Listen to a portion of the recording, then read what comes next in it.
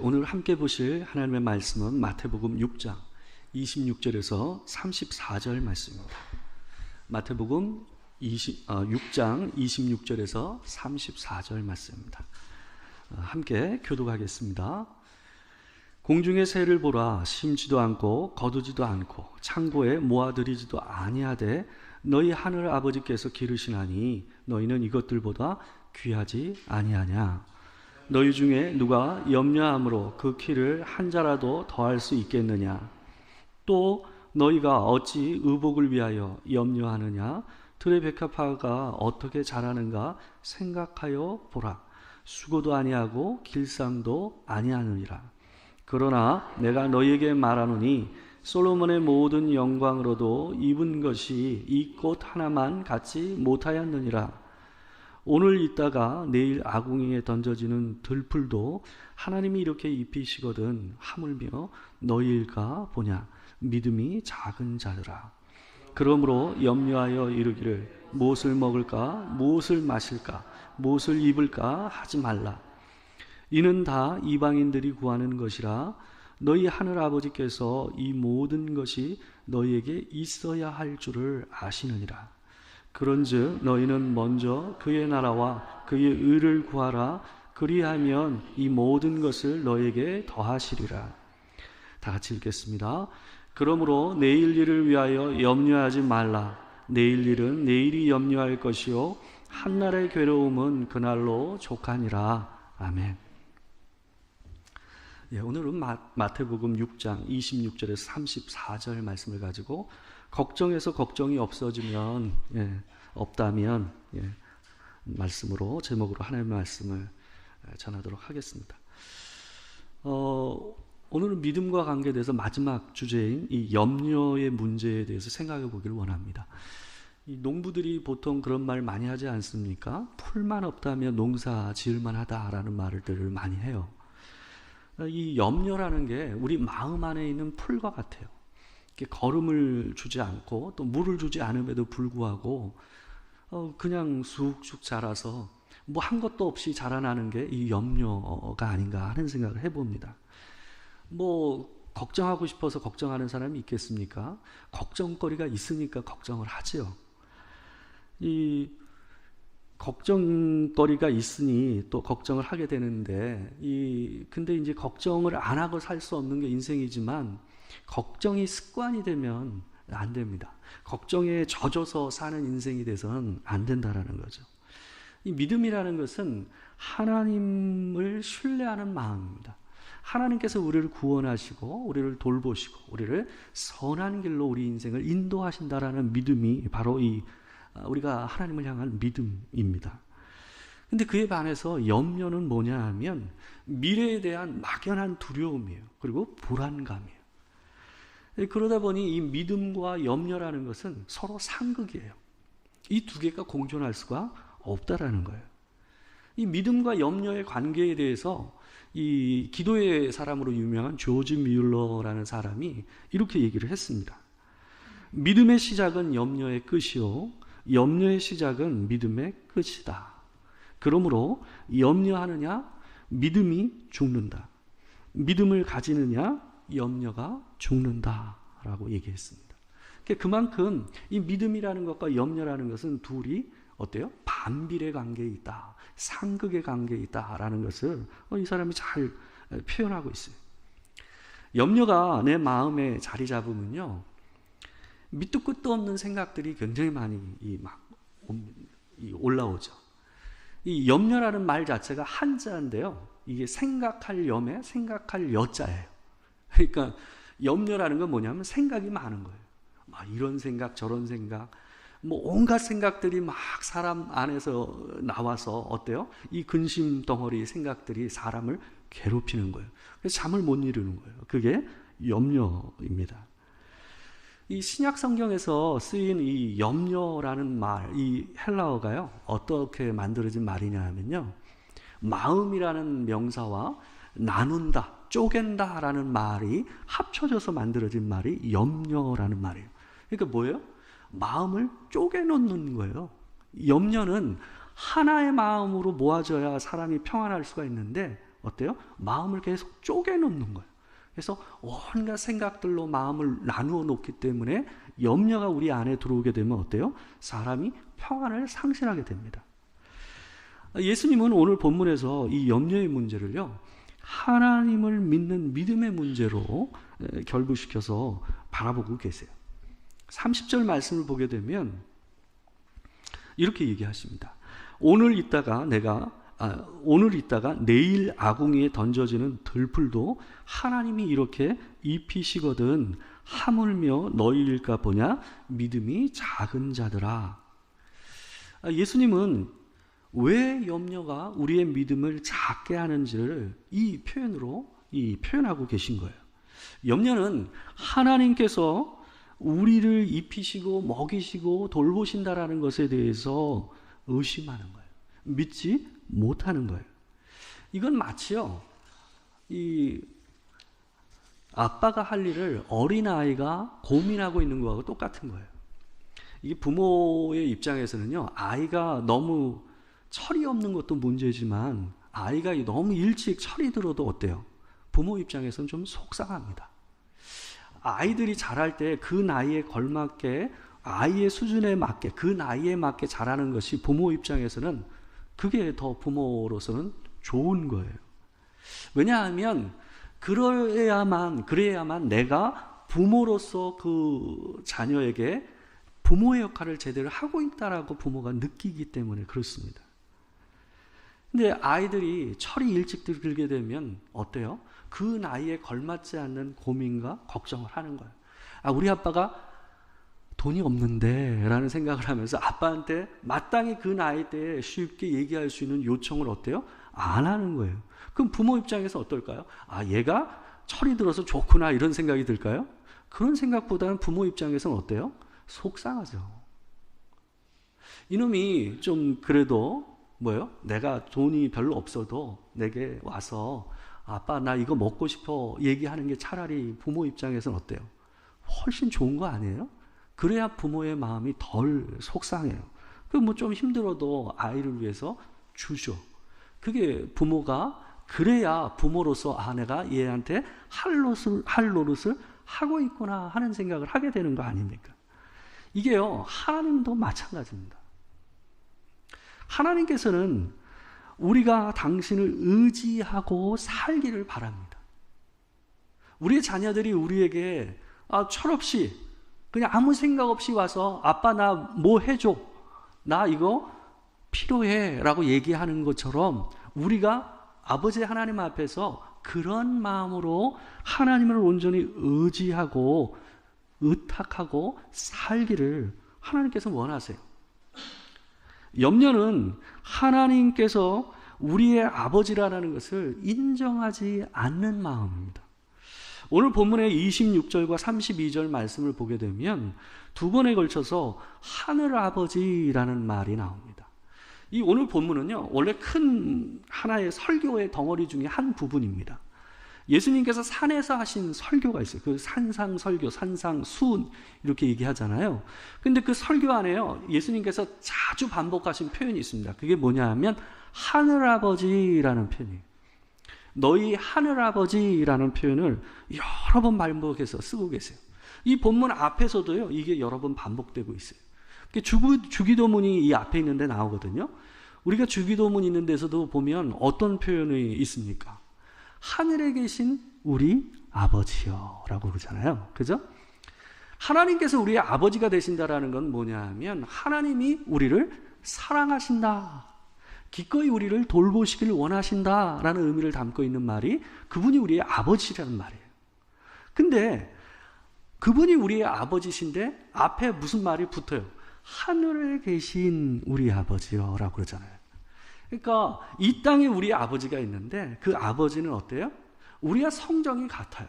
우리처럼 연약하고 어때요? 우리의 마음과 우리를 사랑하지만 우리의 마음을 아는 데 있어도 한계가 있고 내가 필요한 걸 안다 할지라도 이 땅에 있는 육신의 아버지는 줄 수 있는 게 어때요? 한계가 있을 수밖에 없잖아요. 근데 하늘에 계신 우리 아버지라는 말은 뭐냐 하면 그 하나님이 우리의 마음을 온전히 아시고 그 필요를 온전히 채워줄 수 있는 전능하신 하나님이라는 거예요. 그분이 우리의 아버지시다라는 의미가 바로 하늘에 계신 우리 아버지, 하늘 아버지라는 말의 의미예요. 32절 말씀을 보게 되면 그래서 예수님께서 이렇게 얘기를 하세요.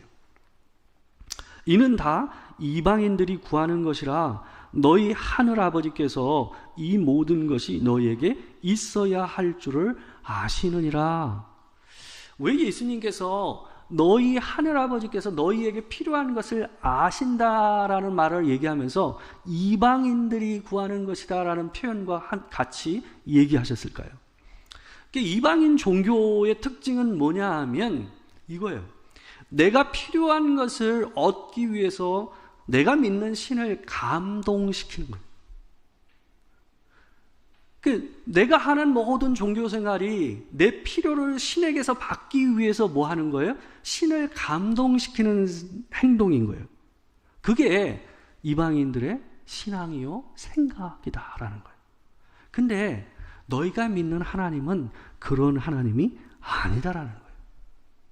너희가 하나님께 구하기 이전에, 그것을 염려하기 이전에 하나님께서는 이미 너희 속에 필요한 것을 알고 계시는 하나님이다라는 말을 여기서 얘기하고 계신 거예요. 그러니까 무엇을 입을까? 무엇을 먹을까? 이것은 하나님 앞에서 뭐예요? 구할 기도 제목이 아니다라는 거예요. 그거는 구하지 않아도 하나님께서 하나님이 생각하실 때 적합한 때에 적합한 시기에 또한 적합한 모양으로 주신다라는 것을 얘기하고 있는 겁니다. 이 좋은 부모는 자녀들의 마음을 잘 알아챕니다. 이 아이에게 뭐가 필요한지, 내가 지금 무엇을 해줘야 할지를 이 아는 부모가 좋은 부모예요. 어떨 때는 아이들에게 말 없이 그냥 옆에만 있어주는 게 부모의 역할일 때도 있어요. 어떨 때는 때로는 야단을 쳐서 이거 아니야 라고 얘기해 주는 것도 부모의 역할입니다. 또 때로는 위로해줘야 되는 것, 또 때로는 지금 하고 있는 것에 대해서 힘이 빠져 있을 때 그 일을 계속 할 수 있도록 격려해 주는 역할을 해주는 게 뭐예요? 그게 부모의 역할이에요. 근데 제가 보면, 제 자신을 볼 때 보면 어떤 게 있냐면 생각보다 그게 어렵다라는 거예요. 이게 생각할 때는 너무 단순해 보이잖아요. 근데 그게 무척 어려운 일입니다. 제 스스로를 보게 되면 어떨 때는 위로해야 할 때 격려를 하고, 나서지 말아야 할 때 나서고, 또 말을 해야 될 때 침묵하고, 침묵해야 될 때 말할 때가 있다는 걸 제 스스로를 보면서 많이 느끼거든요.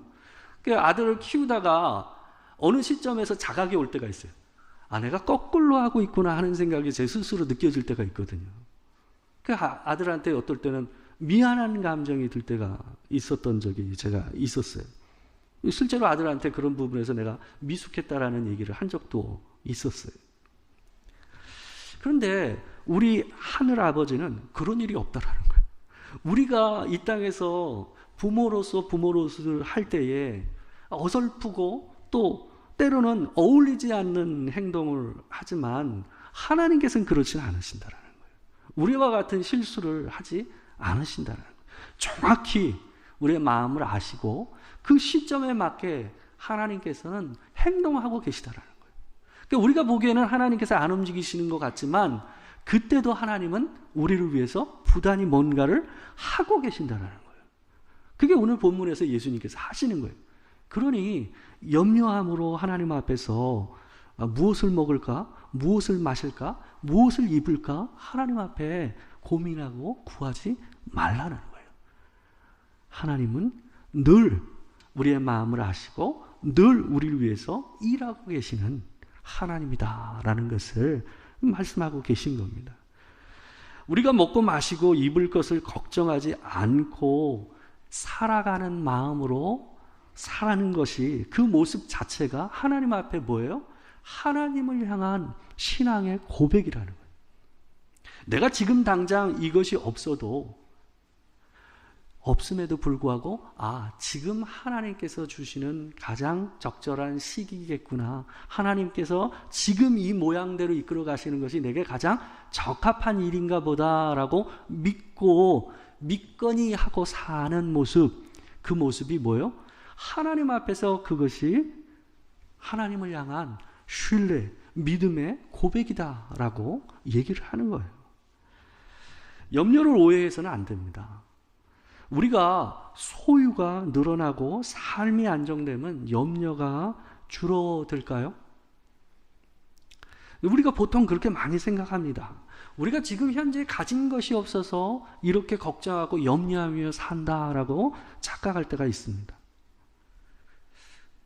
근데 제가 보니까요, 제가 돈이 많은 사람들도 많이 보고 돈이 없는 사람들도 많이 봤거든요. 근데 보면 돈 없다가 돈이 생기면요, 돈 없을 때 걱정은 없어져요. 돈 없을 때 자기가 가지고 있던 걱정은 사라지더라고요. 근데 돈이 있는 사람의 걱정이 생겨요. 그거 잘 생각하셔야 돼요, 여러분. 소유가 늘어난다고 걱정이 없어지는 게 아니에요. 제가 보니까 걱정이요, 종류가 바뀌더라고요. 여러분, 아이들 키워보셨잖아요. 애가 그냥 일어나지 못하고 그냥 누워있을 때는 어때요?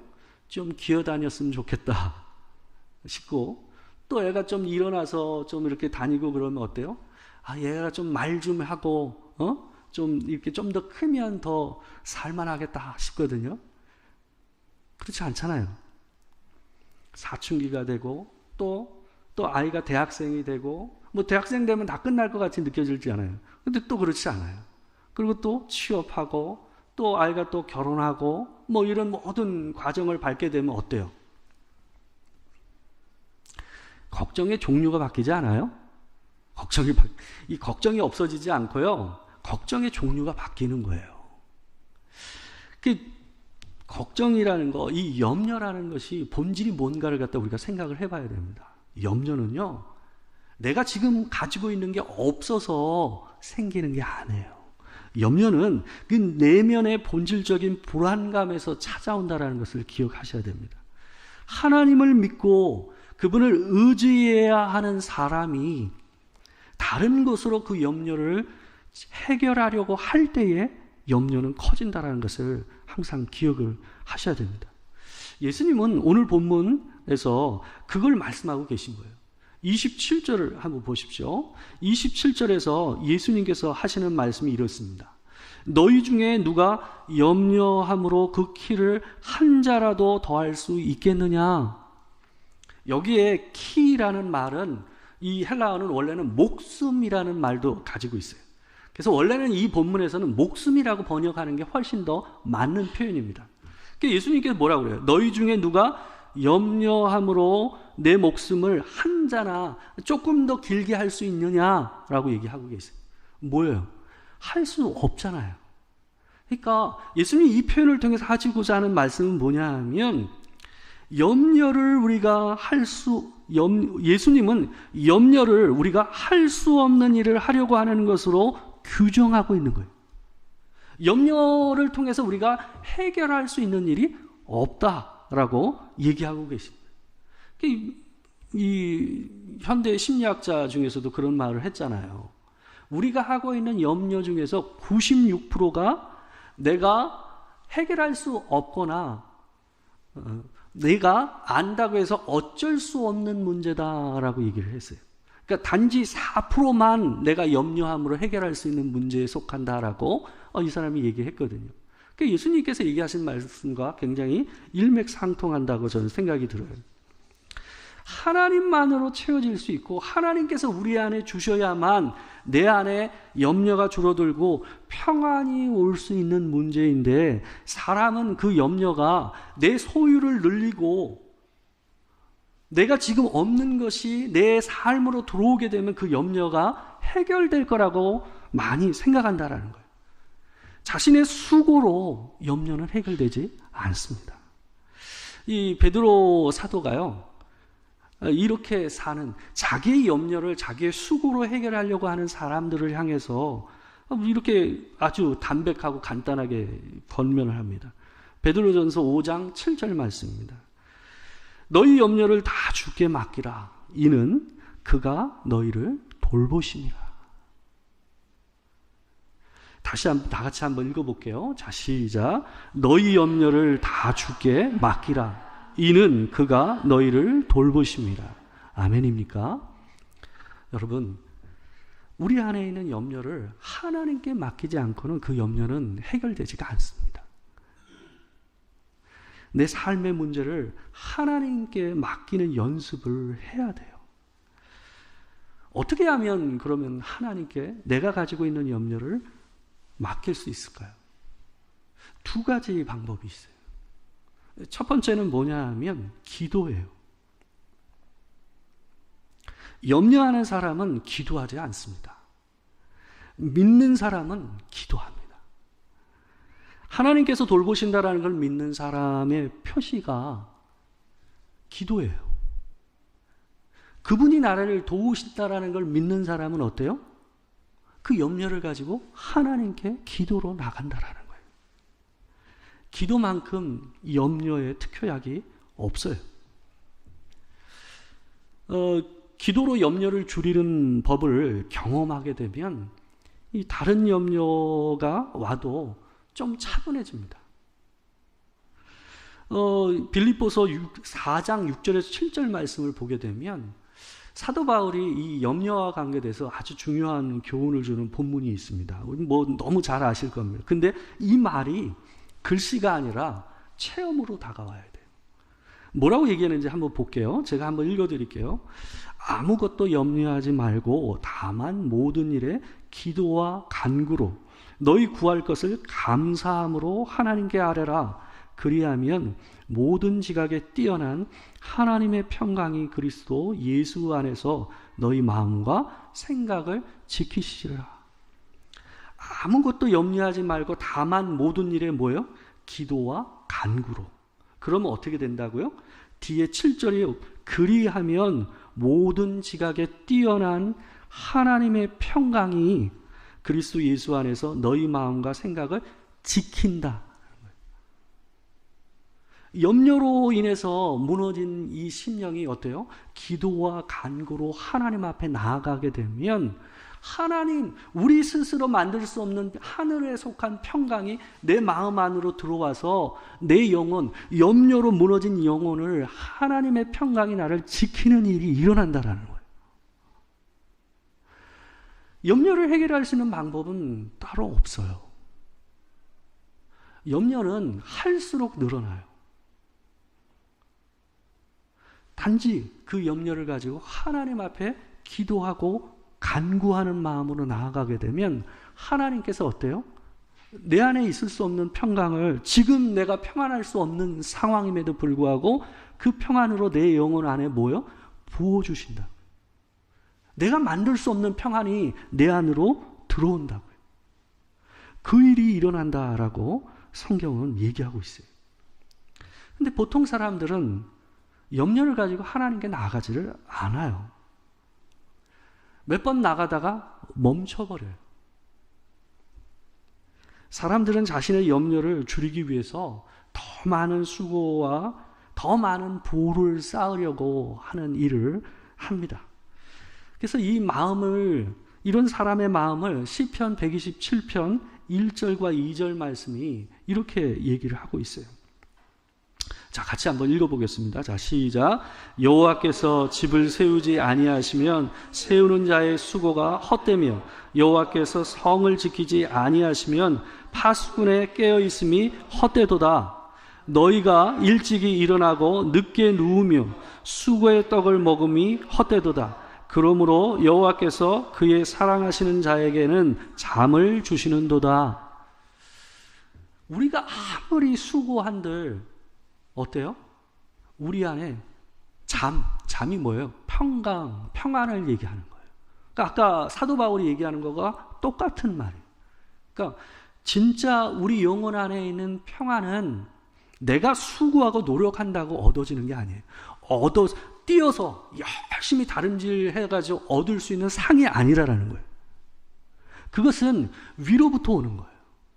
그러니까 그분을 의지하고 그분을 붙잡는 일을 해야만 우리 안에 어때요? 평안이 우리 안에 들어온다라는 것을 얘기하고 있어요. 절대 수고로 평안을 얻으려고 하지 마십시오. 내 안에 걱정을 그걸로 해결하려고 하지 마세요. 절대 거기에는 답이 없습니다. 우리의 염려를 줄일 수 있는 또 하나의 방법이 있습니다. 그건 뭐냐 하면 감사예요. 빌립보서 4장 6절에는요, 좀 특이한 감사가 나옵니다. 여기 6절에 있는데 보게 되면 제가 다시 한번 읽어드릴게요. 아무것도 염려하지 말고 다만 모든 일에 기도와 간구로 너희 구할 것을 감사함으로 하나님께 아뢰라 라고 얘기하고 있어요. 잘 보십시오. 기도와 간구가 감사로 연결되고 있는데요. 여러분, 우리가 보통 감사를 언제 합니까? 감사는 뭐가 된 다음에 하는 게 감사 아니에요? 그죠? 뭔가 하나님 앞에 요구를 하고 그게 이루어지면 하는 게 감사 아닙니까? 근데 오늘 본문에 있는 감사는 좀 이상한 감사예요. 기도하면서 하는 감사예요. 뭔가가 이루어지지 않았어요. 응답을 받은 게 아니에요. 실체를 본 게 아니에요. 근데 바울은 뭐라고 그럽니까? 기도와 간구로 하나님 앞에 뭐예요? 너희 구할 것을 감사함으로 하나님께 아뢰라. 이미 얻은 것처럼, 주께서 내게 주신 것처럼 하나님 앞에 뭐예요? 감사함으로 아뢰라 라고 얘기하고 있어요. 좀 이상한 감사기도죠. 우리가 보통 근데 미래에서 뭘 땡겨오죠? 염려를 미래에서 땡겨와요. 제가 예전에 수요 예배 설교 때 그런 표현을 썼는데, 우리가 보통 염려를 론한다고 말씀드렸어요. 염려를요, 미래에서 뭐예요? 대출 받아가지고 땡겨와요, 우리가. 근데 오늘 본문에서는 뭐라고 얘기해요? 감사를 미래에서 땡겨오라는 거예요. 감사를 대출 받으래요. 그 얘기를 하고 있어요. 그게 우리 마음 안에 있는 염려를 다운시킬 수 있는, 줄일 수 있는, 그 염려에 젖어서 살지 않도록 만들어주는 비법이라고 사도 바울에게 얘기하고 있는 거예요. 왜요? 그만큼 사도 바울에게 하나님은 어때요? 믿을 만한 하나님이기 때문에 그래요. 이루어지지 않아도 이 사람은 어때요? 하나님 앞에 미리 땡겨서 감사를 써도 이미 이 사람은 어떤 거예요? 받은 것 같은 하나님을 자기가 믿고 있기 때문에 하나님 앞에서 그 감사를 당겨서 기도할 수 있는 믿음이 있는 거죠. 그것이 우리 안에 있는 염려를 낮추는 거예요. 두 가지 방법을 말씀드렸습니다. 하나님 앞에 염려가 생길 때는 하나님 앞에 기도와 간구로 나가셔야 돼요. 내가 더 열심히 수고하고 더 벌어야지 그런다고 그 염려가 작아지거나 없어지지 않습니다. 염려를 죽이는 약은 하나님께만 있어요. 그분이 우리 안에, 우리 영혼 안에 주시는 평안이 없이는 그 염려가 제어되지가 않아요. 우리가 티벳의 속담 주보에다가 제가 써놨잖아요. 뭐라 그래요? 걱정해서 걱정이 없어지면 뭐라고요? 걱정이 없겠지. 아주 재밌는 말 아닙니까? 걱정해서 걱정이 없어지면 걱정이 없겠지. 사람들도 알아요. 예수를 안 믿는 사람들도 안다고요, 상식적으로. 그게 티벳의 속담이에요. 불교를 믿는 데 아닙니까? 그 사람들도 알아요. 그러면 그 문제는 어디 있을까요? 답은 하나님께밖에 없는 거죠. 그래서 그분께 당겨서 감사하세요. 그러면 그 감사가 여러분의 삶의 열매로 맺어질 줄 믿습니다. 그 일이 여러분의 일상에서 현실이 되기를 주의 이름으로 축원합니다. 기도하겠습니다. 사랑하는 주님, 주님이 우리의 아버지시고 주님이 나를 돌보시고 나를 사랑하시고 나와 함께 하신다고 고백하지만 막상 하나님 앞에 염려가 다가오면 하나님께 나가지 않습니다. 사도 바울은 하나님 앞에 받은 것처럼 감사하는 마음으로 기도하라고 하는데 우리 안에는 그런 믿음이 부족합니다. 하나님, 우리에게 믿음을 더하시고 우리 삶에 늘 끊임없이 따라다니며 죽는 날까지 내 삶에 끊이지 않을 이 걱정의 비 앞에서 하나님, 하늘에 속한 평강을 우리 영혼 안에 부어주사 하나님 살 용기를 주시고 담대함을 우리에게 허락하여 주시옵소서. 오직 주님만 의지하며 내 삶의 문제와 걱정을 하나님께 맡기고 감사함으로 받은 자처럼 사는 우리가 되게 하여 주시기를 소망합니다. 지금도 큰 근심, 크고 작은 많은 근심, 마음의 걱정을 가지고 이 자리에 앉아 있지는 않습니까? 하나님, 우리 영혼에 주의 평안을 주시고 쉼을 허락하여 주시옵소서. 수많은 생각이 나를 괴롭히지만 그 생각들이 주의 말씀을 따라 쫓겨가는 은혜를 허락하여 주시옵소서. 지금은 우리 주 예수 그리스도의 은혜와 아버지 하나님의 크신 사랑과 성령의 교통하심이 진실로 하나님 앞에서 나의 아버지 되신 하늘에 계신 우리 아버지를 붙잡고 오직 기도와 감사로 하나님 앞에 평강을 누리며 살기를 원하는 이 자리에 있는 모든 성도들과 함께하지 못하는 지체들 가운데 지금으로부터 영원토록 함께하시기를 축원하옵나이다. 아멘.